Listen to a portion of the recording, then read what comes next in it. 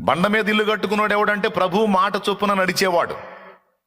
దేవుని మాటల్ని పెడచెవిన పెట్టి ఇటు వింటా ఇటు వదిలేసి ఏముందిలే అనుకుంటా టేక్ ఇట్ ఈజీగా దాటిపోయేటువంటి వాడు దాని ఫలితాన్ని ఖచ్చితంగా అనుభవిస్తుంది.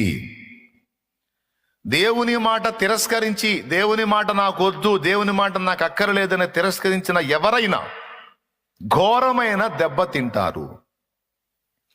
చరిత్రలో మర్చిపోని దెబ్బలు తింటారు. ఎందుకంటే సాతాను మోసం చేస్తాడు. దేవుని మాటలు వినకుండా మనం మన చిత్తానుసారంగా నడుస్తున్నా కూడా కొంతవరకు మన పరిస్థితులు బాగున్నట్టుగానే మనకు పిక్చర్ ఇస్తాడు సైతాను. బాగానే ఉన్నాం అనిపిస్తుంది.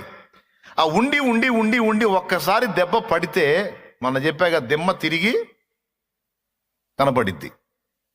దేవునికి స్తోత్రం కలుగును గాక. ఎందుకంటే ఆయన ఏం చేస్తాడో తెలుసా? ఆయన ముందే చెప్పాడు, నా మాటల చొప్పున నడువురా, నీ సంవత్సరాలు సుఖంగా గడిచిపోతాయి.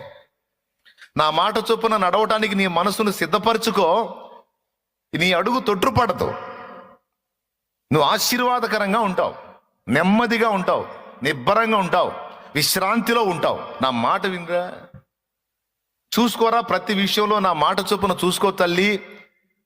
ఈ విషయంలో దేవుని మాట ఏం చెప్తుంది, నేనేం చేస్తున్నాను, ఈ విషయంలో దేవుని మాట ఏం చెప్తున్నాడు, నేనేం చేస్తున్నాను అని అట్లా ప్రతి దానిలో నేను నీకు కావాల్సిన మాటలు ఇచ్చున్నాను. నేను ఆ మాటల్ని తీసుకో, వాటి చొప్పున నడుచుకో, నువ్వు ఎంత బాగుంటావో చూడు అన్నాడు. ఆయన మాటలు ఏమేం చేస్తాయో చెప్పాడు. సర్వ శరీరానికి ఆరోగ్యం కలగజేస్తాయి అన్నాడు, నీ ఎముకలకు సత్తువనిస్తాయి అన్నాడు, నీ రోగమును స్వస్థపరుస్తుంది అన్నాడు, సుఖముగా గడిచిపోయే సంవత్సరాలు నీకు దొరుకుతాయి అన్నాడు, నీవు ధన్యుడు అవుతావు అన్నాడు, నువ్వు చేసే ప్రయత్నాలు సఫలమవుతాయి అన్నాడు, మీ ఇష్టం ఏదో అడగండి నేను తీరుస్తాను అన్నాడు. ఏదైనా నేను తీరుస్తా, నా యందు మీరును మీ యందు నా మాటలో నిలిచి ఉన్నట్లు మీకు ఏది ఇష్టమో అడగండి, అడుగు, నేను తీర్చకపోతే అప్పుడు అడుగు. అయితే షరతులు వర్తిస్తాయి. నా మాట తీసుకోవాలి నువ్వు.